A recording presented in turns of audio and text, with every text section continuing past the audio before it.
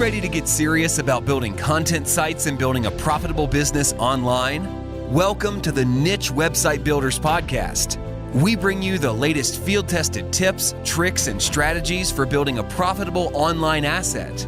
We interview industry experts, share customer success stories, and reveal our own experiences working on hundreds of sites to inspire and motivate you to make something happen. Let's do this. This episode is brought to you by Niche Website Builders, an agency dedicated to helping people just like you build profitable content sites. Niche Website Builders are the hands-off content site marketing agency you always wished existed. It's run by content site marketers for content site marketers, and they help both investors and individuals alike build profitable online properties. They provide a fully outsourced approach to content creation, link building, and done-for-you website builds, the same approach they use on their own six-figure portfolios. For example, their content packages come with a proprietary keyword research process, are written by in-house native English speakers, formatted using templates proven to convert, and uploaded to WordPress with affiliate links added so that all you need to do is hit the publish button. Check them out at nichewebsite.builders/show. That's nichewebsite.builders/show and fill out the form to get coupon codes for 10% more content or a 10% discount on links with your first order sent right to your inbox. Hi, and welcome to another episode of the Niche Website Builder podcast and YouTube channel. We don't have a guest this week. It's just me and Mark who are going to interview each other. Change it up a little bit, something different for you. So we're going to talk this week a little bit about what we're currently doing, both me and Mark on a personal level. So our approach to website investing is slightly different. I'm more of a buy, improve, and flip kind of guy, and Mark's more of a buy and invest for the long term, for the cash flow kind of guy. So we're just going to cover that. We're also going to talk a lot about FAQs and question-based content. We've been doing lots of internal testing around that, and we're seeing some really good results. So we just want to talk to you about that. And then we'll finish up then with some exciting news about a new service that we're going to offer, which is all about the question-based stuff. So lots to cover today. Mark, how are you? I'm very well, thanks. First question though, what the hell is that t-shirt you're wearing? It's my Joe Exotic t-shirt. It's my Lucky Tiger t-shirt with Joe. I'm repping for him to get out of prison. This is one of many. I have a couple. Okay, well, one with Louis Theroux on the front, and I've got one with Gail Weather from Coronation Street on the front as well. Me and Jess were literally just scrolling through Facebook a couple of weeks back, and she saw a Mr. Blobby t-shirt, which led us down this rabbit hole of looking for all these crazy, cool looking t-shirts. And we ended up spending a fortune on some guy's Shopify store. We just clearly just printed them on plain t-shirts and sending them out. Well, what a treat for future episodes. I think, I think our US audience is going to be Googling like Mr. Blobby and, Coronation Street now, because they have no idea what we're talking about. Yeah. Yeah. Cool. Okay. So yeah, great stuff. So, we're gonna start off with just some insight, I guess, into what you and I are kind of doing ourselves for our own portfolios before we start talking more about FAQ. So, yeah, what are you up to at the moment? Yeah, so I've got like my staple part of the portfolio, which is just my cash flow generating section of the portfolio. These are the kind of sites that I want to keep long term. I always flitter between, do I want to sell them? And I'm always, literally every month I add up the revenue, and I've got a revenue tracker, and I'm always looking at what the last 6 and 3 and 9 months average were. And then I look at how much they're worth, and I'm always like, do I want to sell this? It's nice cash there. But I typically don't. I keep those sites. But what I've been doing more and more of recently, as time allows, because obviously we're quite busy with the agency stuff, but is buy-in sites that are under-monetized, either under-monetized or undervalued, or both if I can. There's a lot of manual outreach, literally trawling through, Ahrefs top 1 million or Majestic's top 1 million sites, and looking specifically for sites that are old, outdated, haven't been touched in a long time. maybe just monetize with AdSense, but they're getting hundreds of thousands of visitors per month. And I'm outreaching to those guys, trying to see if I can buy. So I managed to secure one recently, which has been great. I literally bought it in January, and I'm just about to close on the sale now. So that was very nice. Pick it up, improve the revenue by doing quick wins, very quick wins, and then trying to find buyers then who are willing to buy on a forward-looking multiple based on, they can see the potential. There's still lots of stuff that can be fixed on the site and changed on the site, but they can also see that I've made these quick wins and revenues increased 20, 30, 40%. And they're willing to buy on those kind of multiples. So that's what I've been doing more and more of. And yeah, I love that space. It's quick, it's in and out. I feel like I'm turning over my cash often, which suits my personality. I hate just having money sitting there and kind of not doing anything with. So yeah, that's what I've been doing.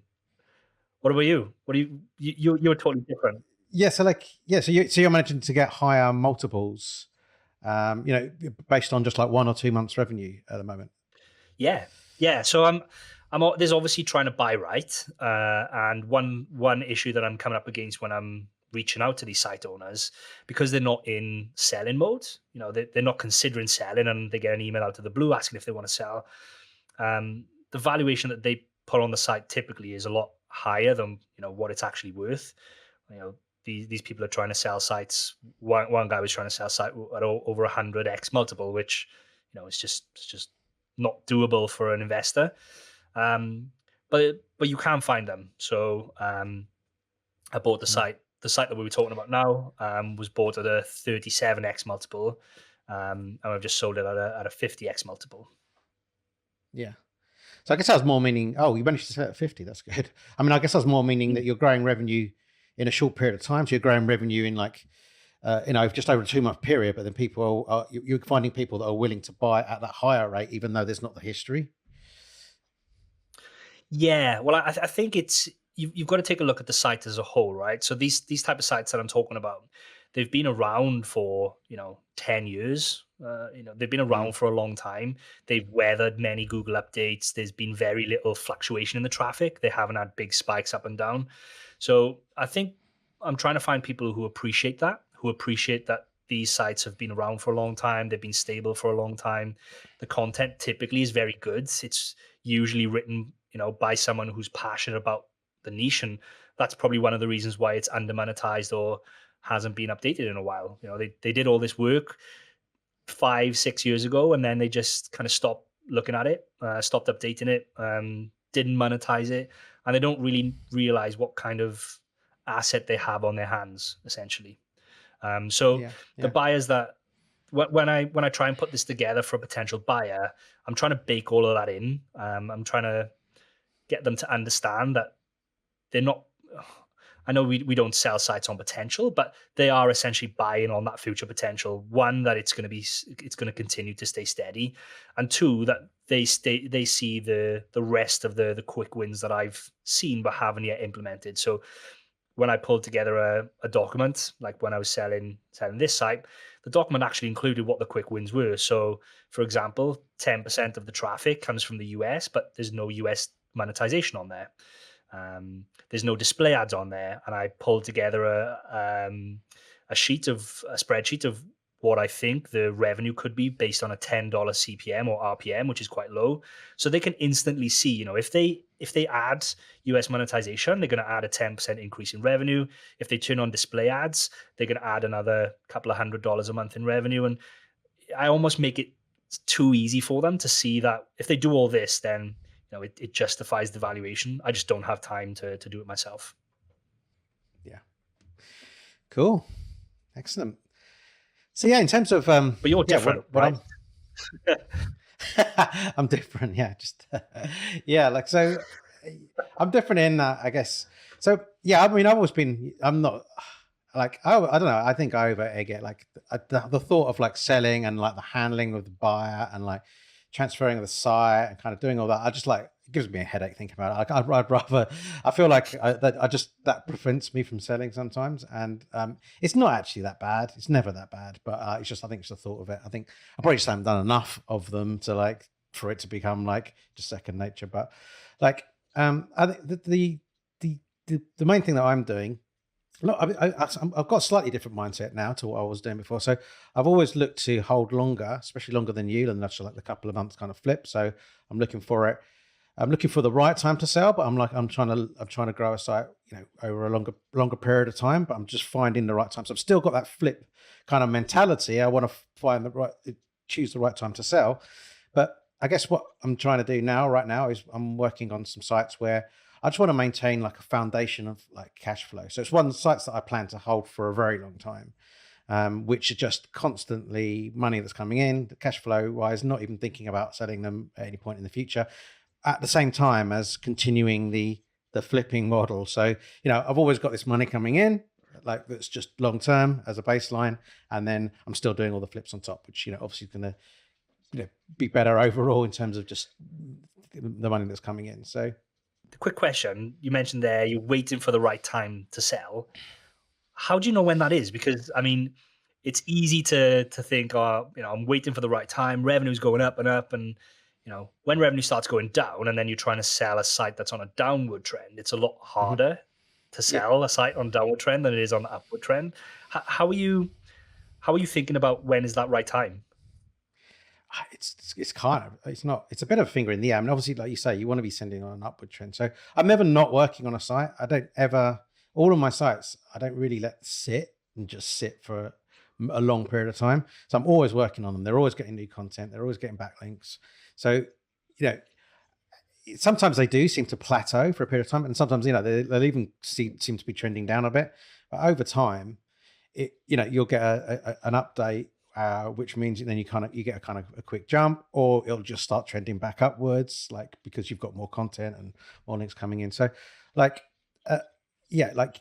would definitely probably look for when it's just started to take one of those turns. But again, I'm kind of holding for a long time. Like all the sites I do have, they're because I don't have this baseline of sites where I've got this baseline income, they all pay the money that's coming in from those are paying. I don't put any new money in. I reinvest the money that I earn from those sites into new stuff. So they kind of are my cash flow, but that's not what I've got in my head. Like I'm looking to sell them in the next year or two. But so that I think that's the change. Well, I have like this base of sites which become the cash flow, which become maybe the investment mechanism for the sites and for new sites and things like that. But I'll still be doing the same as what I'm doing now, but I'll just have these other sites that are just constant revenue stream. So yeah, I've got like 3 sites that I've started at the moment. I don't know if it'll be more than that, maybe if the right opportunity comes along, but there's a couple I've bought on expired domains. So one, I bought an expired domain. It was actually a failed Kickstarter project in the niche that I'm working in. So it's kind of had some good kind of news type sites, kind of high authority kind of news sites, but obviously the articles that they're writing on those news sites are very topical in terms of what the Kickstarter project was and now what the niche is. And all of these sites are kind of informational sites that I'm building. None of them are affiliates, so I just feel like that's kind of less risky. Just like we saw that even a pandemic couldn't really do much to damage ad revenue over time. So I'm figuring I'm just going to try and build a bunch of all these sites are going to just be mostly ad revenue kind of sites. So just by luck as well, a site came up on Niche Website Flippers, which is a site which was in the same niche. So I've put in a very short period of time of around 6 to 8 weeks, I put on about 175 posts. They're quite short posts. They're only about 1,000 words each because that's all they needed to be. That's what the competition were doing for ranking. It's not particularly competitive. But I put 175 posts in. The traffic was trending up nicely. It got to about 1,000 sessions. But then the site came along that had 28 posts and was getting about 4,500 sessions. It was about 2 years old. Had basically no backlinks, which kind of gave me more confidence in the niche that actually, you can rank pretty well with the minimal number of posts. And so I bought that site. It didn't cost very much because there was no monetization really. And you redirect 301 all the posts from that site into the new one, now I've got a combined traffic of around 7,000 sessions a month between the two. My old site and new site, but it's just continually trending upwards because all of those 175 posts that I've got are out aging, and I'm going to continue to build on that. But I expect if I was to leave it where it was, I'm hoping that I'd quite comfortably get up to 50,000 sessions a month just with what I got from what I've seen from the competitors, maybe even more, maybe even up to 100,000. You just have to see how it goes. But I'm going to continue. I feel like really good about that one. I'm going to continue to add more and more posts. There's like almost not unlimited scope, but a lot of scope for more posts on that site. Yeah. I've also bought a second. Just a technical question there, Mark. How did you handle the redirects? Did you just use a plugin and redirect each page? And did you move all of the pages over, or did you just move some of them over? So I used I just edited the htaccess file just because it's quicker than using a plugin.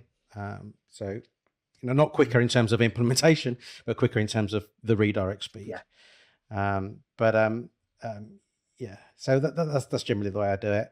I redirected all of the pages, but not the homepage. So all of the blog posts, so the 28 blog posts, but not the homepage. The homepage, you got to be a little bit wary anyway when redirecting homepages in general. I mean, this one wasn't so much of a problem because it had like next to no backlinks. The backlinks it did have were just a few spammy organic ones that have been picked over time, which I'm sure Google, they're blatantly ones that Google would probably recognize as spam. So I haven't bothered disavowing anything yet. I could do, but I didn't redirect the homepage because it was getting no traffic as well. So I figured there's no point. What about category pages and things like that? Did you redirect those, or did you just leave them as they were? I haven't redirected them. No. Yeah, I should probably look at that. I haven't looked at what the kind of traffic they were getting, but no, I hadn't redirected them. I just put them into, the categories that I've got on the new site. Yeah, obviously the other reason you got to be wary when redirecting a homepage potentially is the anchor text ratio.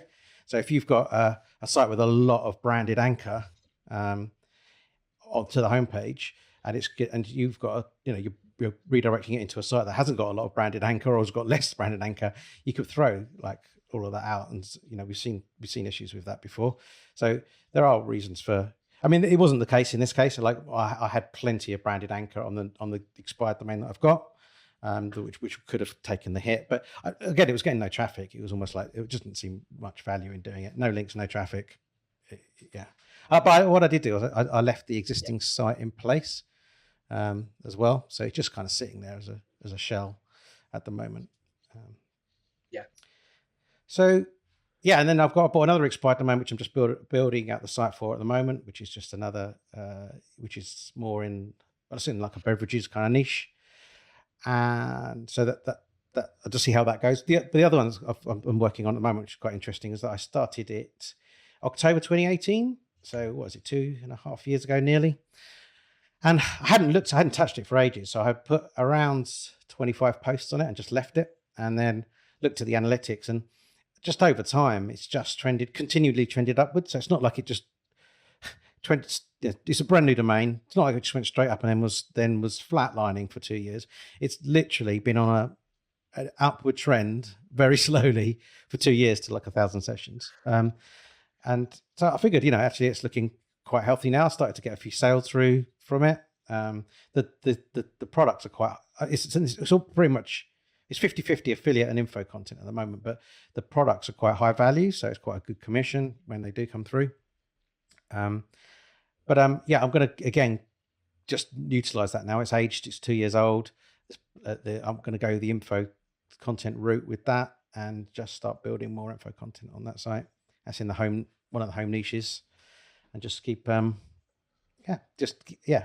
plan is to add like a couple of 100 info posts and see how they go as well.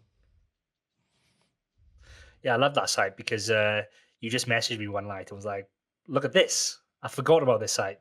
I've done this 2 years ago. And look at this graph. Yeah, And it was yeah, I just know. going up.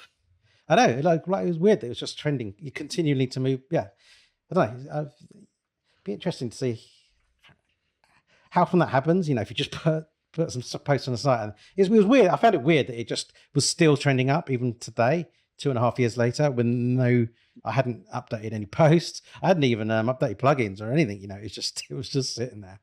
So yeah, very strange. But yeah, Just it a seems like forgotten website, basically.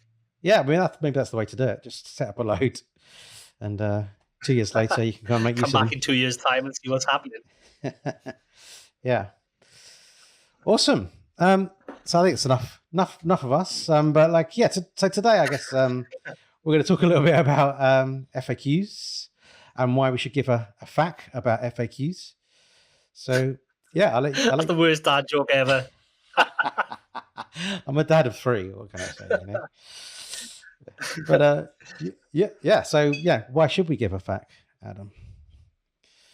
Yeah, I mean, yeah, this is something which I've been looking into over the last couple of months and testing quite a bit on our own site, and we've started beta testing with some client stuff now. So we basically come up with we stumbled upon this idea by looking at something else. So we've been testing this a couple of different tools, and one of the tools we tested allows you to run your content through Google's NLP algorithm. So it's their natural processing language algorithm.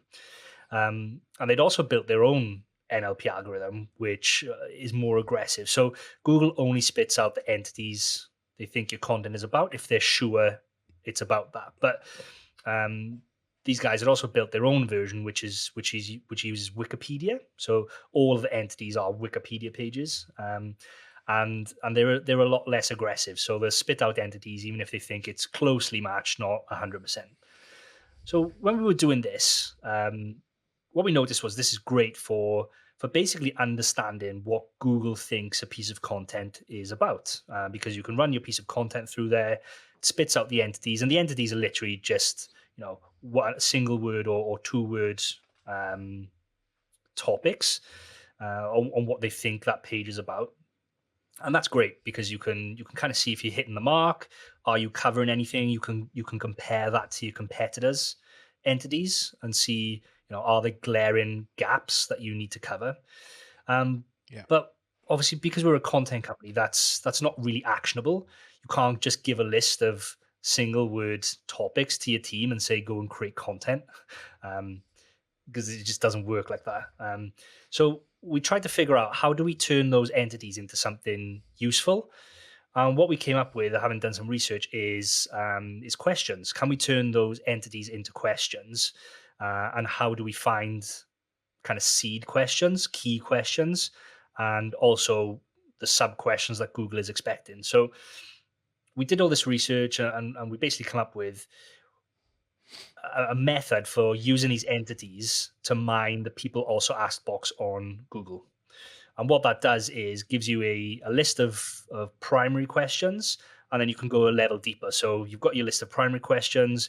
You can then go and mine the sub questions for each primary question. And in doing so, you basically cover the entity that Google's expecting, but in a friendly question-based format. So that's kind of like the premises of what we've been doing. And I don't know if that answers why you should give a FAQ, but that kind of is like an introduction on how we got to this point and like where this whole journey started for us. Yeah. So I mean, so yeah, I guess we can start talking about why we should give a FAQ. How many times can we get that joke into this episode? I think is the point. But Too many. So what does it mean for the featured snippet then? That's one reason to give a FAQ, right? Mm-hmm. Oh. Yeah. So what does this mean when you're making content? So there are 3 main benefits of creating content this way that we find. One is because we're taking the questions from the people also asked box. We know that if you Google those questions individually, at least 80% of the time there's a featured snippet at the top. So if we write a concise answer and answer those questions in a good way that Google is expecting, and we can kind of brief the team on that because we can see what the little featured, the little snippet is in the people also ask box and what words are bolded and what we need to include. So if we answer the question correctly in the format that Google wants, 80% of these questions, there's a very good chance of us winning featured snippets for. And we all know that featured snippets are a coveted position on the SERPs. They're a good thing to have. You can get your piece of content to position 9, and as long as you're on page 1, there's a good chance you can win a featured snippet. So you can leapfrog from position 9 straight to number 0 if you're able to answer these featured snippets. The second benefit is when we cover all of these topics, we know that these are topics that Google are expecting you to cover in order to show you're an authority. Because if you put your seed keyword into the tool and it spits out all of these questions are what Google thinks are either hyper related or people then go on to search for next. So it's almost like, okay, well, I'm going to look at chairs, and then Google says, well, people who look at chairs also want to know how to sit correctly with your posture, and does it matter if you have a short chair and a high desk, and all these other, they're probably really bad examples, but these are questions that Google wants you to answer to show that you are an authority on this subject and that you cover the topic in full. And it's really difficult to do that from a standing start. So it's really difficult to think of, chairs, for example, and uncover what all those questions are or could be, or even if you could, how do you know that they are what Google want you to cover? So by doing this, we're kind of reverse engineering Google's own system and looking at what they want you to cover. Which kind of leads me on to my next part, which is the third reason why this is good. And that's these questions typically aren't in the traditional keyword research tools databases. So, for example, we recently found 650 questions all about cleaning a specific product, which kind of blows my mind because I didn't realize there were 650 questions that you could answer around how you clean this specific thing. And I thought, well, all right, well, what if I put this into Ahrefs? What will this show? And I put it in, and Ahrefs only had 60 of those questions in the database. So, over 500 of those questions they didn't even have in the database. They couldn't display it in their results, which is a massive benefit for us because most traditional SEOs and most traditional affiliate owners they use these tools for keyword research. So if you were able to uncover these questions that aren't available to people who do their research in these tools, and you're able to answer them in a concise way that Google want you to answer them, you've got a massive advantage over. It's just a massive advantage. Yeah, and yeah, I guess one point to clarify. I guess at one point another question for you. So I guess the point to clarify when we say about 80% chance of getting the featured snippet is that if we were to Google all of those questions, then we would find that 80% of the time that question, the question is the featured. The answer to the question is the featured snippet. So yes. Yeah, and by adding all these questions to either to existing pages or creating new pages with multiple questions, you're actually making that page editable for multiple featured snippets. Mm-hmm. Okay. And do we care if these questions that we are putting into our content, are zero, according to Ahrefs, a zero volume?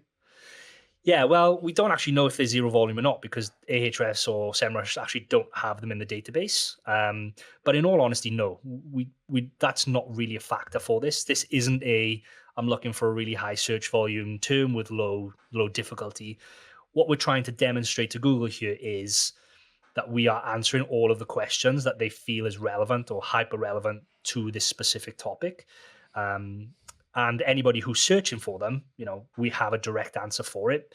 Plus, each answer isn't literally just a 50-word reply or a 50-word answer.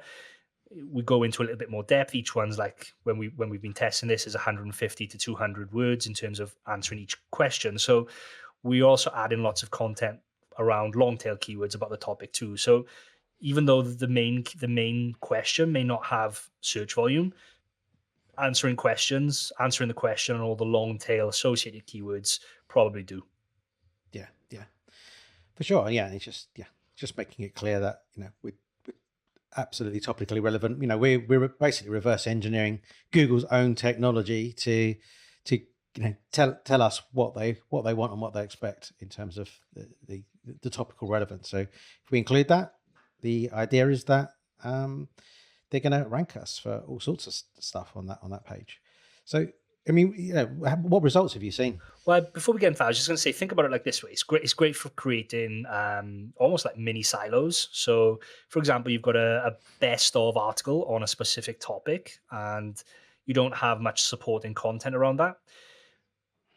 How's Google going to look at that site versus a site that has a best of on the same topic, but then also has 5 supporting pieces of content that each answer 5 questions that Google thinks are hyper relevant?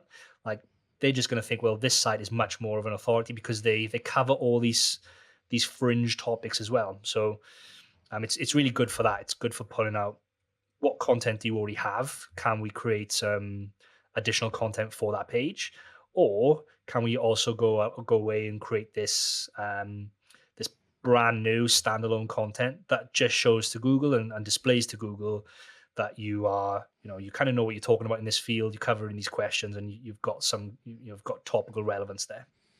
So when you're building out this cluster of associated questions and content, how are we structuring those questions? Are we just doing one question that answers one article that answers one question, or are we answering multiple questions? And like, how should we look to structure this kind of cluster and the content within it?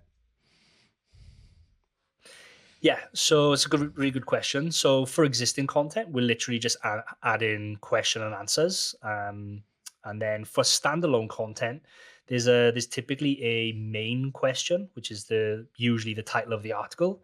So for example, it could be what food can vegans eat? And then within that piece of content, there'll be sub questions then. So can vegans eat cheese? Can vegans eat meat? That kind of thing. So it's structured that way, where you have a seed keyword or a main keyword or a main question, and then it's filled out below with all of the supporting questions. And again, we run the same process because we run that main question through the same method to uncover what the questions are Google thinks you need to be covering to answer that question in full. Yeah, makes sense. Okay, so you've done some testing on your own sites, and we started to work with some customers on it. So what have you seen from kind of trying to implement some of this? Yeah, so there's 2 things to talk about here, which I think are important. The first one is just to mention that when we do this, we add FAQ schema markup. So that's done on the back end, and that's important for 2 reasons. And I've talked about this in the last couple of podcasts, in that I'm super bullish on schema in general, because I think the easier you can make it to present Google with, this is what the data on my web page is about, in a format that a machine can understand, the better. So it's important to think that we do that, and in doing that, any pages that are already on page 1, usually you have to be on page 1 to activate this. But by adding schema markup, you also enable the little FAQ box to appear below your result in the SERP, and it just gives you more real estate space. It makes you more prominent. And I've actually seen some of this in the results, which we'll come on to next. So what I've done on my own site is I took the top 20 pages. So I went through analytics, looked at what my top 20 pages were by organic traffic, and I added 60 questions, or just over 63 questions, to those pages. I added the FAQ schema markup, which is obviously done on the back end. And this was added just over 2 weeks ago. So the test is still quite new in terms of adding stuff to new sites here. But it's really cool because in Search Console, we can actually track what impact this is having, especially on the FAQ schema, on the FAQ schema stuff. So in there, in Search Console, you can go in and you can click on search appearance, and you can click on FAQ rich data or rich markup. I can't remember what it's called in there, but you can actually see what clicks, impressions, average position, click-through rate that's driving for you on what pages and queries. So as soon as we did this, and as soon as I added the FAQ schema, I went into Search Console after a couple of days, and I could see it in there. I could see the graph trending up in terms of impressions, clicks. Now, that in itself didn't add a whole lot of traffic, because when you think about it, the site's already ranking typically for lots of these queries anyway. But what's interesting to point out is the click-through rate. So when you check those pages in Search Console without the FAQ schema, so just from web, the click-through rate I was getting was around 2.3%. But when I look at the same pages just from the FAQ schema, it's 4%. So it's almost twice, people are almost twice as likely to click on those FAQ snippets in the search results rather than just click on your result. And that kind of makes sense, because if they've typed in a specific question and you don't have the schema on there, and they just see, if they're searching for can vegans eat milk, can vegans eat dairy products, and you have that question added to a page all about what can vegans eat, there's a higher chance they'll click on your result if they can see in the SERP the FAQ and you've actually got that question answered on the page. So it makes sense that that's there. Traffic has started to trend it up slightly on the site as a whole in terms of pages. It's too early. I mean, it's only been a couple of weeks to tell if it's just from the FAQs, but I haven't really done anything else to the site apart from that. So, it's a good sign. The other thing that this has done, which has almost been a byproduct, is increase my RPM across the site. So the site's with Mediavine, and by adding this additional content, just as a I didn't even mean for this to happen, but the content's now longer, which means there's more ad spots in there, and my RPM's gone up. So my RPM has increased. I'm sharing some data with you, Mark. It's gone up almost $10 since I've done this experiment, which is crazy. So that's some of the early tests that we've seen of adding it to existing sites. But we've also now been doing the same methodology and adding standalone content. So I built a brand new website. It's on an expired domain, and all I'm doing is adding this type of content to it. Doesn't have any other type of content. It's all question-based content, and that's taken off really quick, like extremely quick. And I know there are loads of other factors in terms of working with expired domains, and some take off quicker than others. But because this is all long tail question-based keywords, it just seems that Google likes it quicker. And it's a good basis, I think, for building a good foundation for building relevance around the topic. Like, I'll go back afterwards and add the main articles that I would normally add to the site, but this is a great way of saying to Google, hey, look, I'm starting to become an expert on this topic because I've now answered 300 questions that I know you are expecting people to ask when they search for this topic. Yeah. Cool. All makes sense. So we just launched a service, right? Offering at Niche Website Builders, offering to do this kind of thing for existing sites, existing posts, as well as kind of new posts and new sites, and creating new clusters and silos and things like that. So how does that work as a service? What can people expect if they come to us and order? Yeah. So there are two aspects of the service, or two ways that it works. Like you mentioned, one is updating existing content, and one is adding new content. Now, we don't expect you to know which one you want or need before you order. So when you order, we'll have an onboarding call. You would have already sent over your site, your URL, and we would have done some research around what we think would be best for your site, whether that would be to update your existing content or to look at adding new standalone supporting content. So it's on a case-by-case basis, but essentially we'll help you understand what we think your site needs. And then we'll go away and we will plan that out for you. So if it's updating your existing content, we'll go away and we'll have a look at what subtopics and sub-questions we think we need to add to these pages. If it's for supporting content, we'll plan out all of the questions that we can find. Tell you, this is to cover these questions in the manner that we think needs to be covered, then it's X amount of words of content. And then you basically tell us, okay, I want to do this, I don't want to do that. However you want to play it with your own site then. But essentially, you don't have to do any of the thinking. We'll do all of the analysis for you. We'll do all of the research for you. And then we'll just present back to you an FAQ plan on what we think would work best for you. Awesome. That sounds good. don't think I have any more questions on that. Have I? Is there anything we've missed that we need to talk about? Well, the other thing I think is just I forgot to mention there is that we'll also add in the FAQ schema markup for you as well, so you don't have to worry about that. We don't use any plugins to generate the schema. It's actually we generate it ourselves, and then we do use a plugin to insert it, but it's a script plugin to allow us to insert the schema directly into the head of each page. So there's no additional bloat in terms of you need to have a rank math premium plugin to activate their FAQ box or anything like that. We handle all of that stuff for you. Essentially, we just take away the headache for you. It's a good service and it's something that you want to do, but you don't know how to do it yourself, and we'll just take away all the headaches. Yeah. I mean, for me, with my own stuff, it's like stuff that I know that I should do all the time. I know I should have more questions here, and I should just adding. I should have more schema in general, and you just it's kind of those things that always.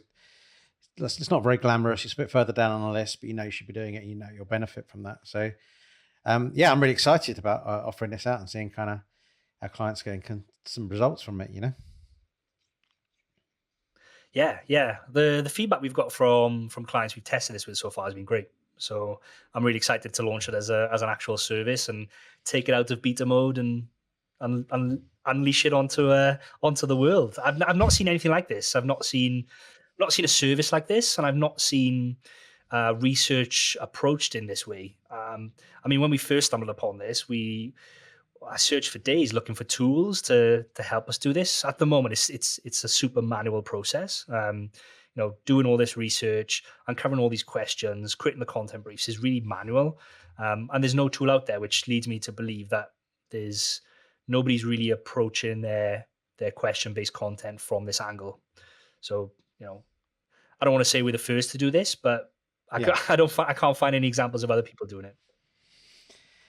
Yeah, for sure. I think it's not kind of new that people are using the people also ask box to kind of to find opportunities and to find questions. I guess that's definitely something that's been around, but as a service and in the way that we're talking about it, it's probably different. But that's what we do. That's what we do at Niche Website Builders, right?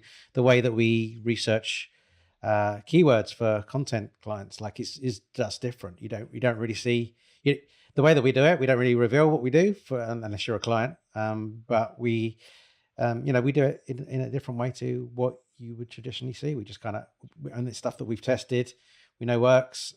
So yeah, we've got more stuff planned down the road in terms of bolt-ons to our existing services, but we're running them all, we're testing them all ourselves at the moment.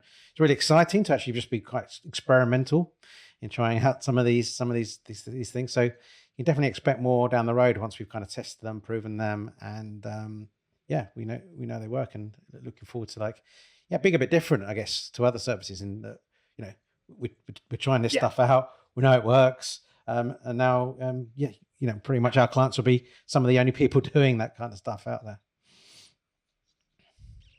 Yeah, definitely. I think that's the difference is just making ourselves different, right?